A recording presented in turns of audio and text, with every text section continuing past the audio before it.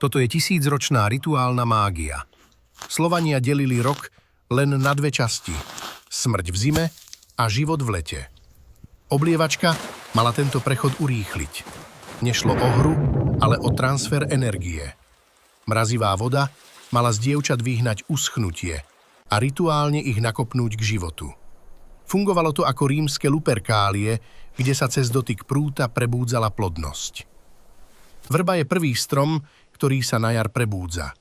Jej miazga je koncentrovaný život a sexuálna sila. Šibanie ohyblým prútom bolo rituálne odovzdanie tejto miazgy žene, aby ostala pružná a vitálna.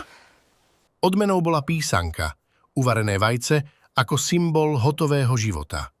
Ak ho chlapec prijal, postavil máj.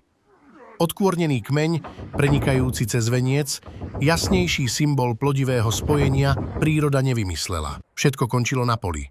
Rituálny sex na čerstvej brázde nebol hriech, ale modlitba za úrodu. V pondelok teda opatrne narábate so silou tisícročí.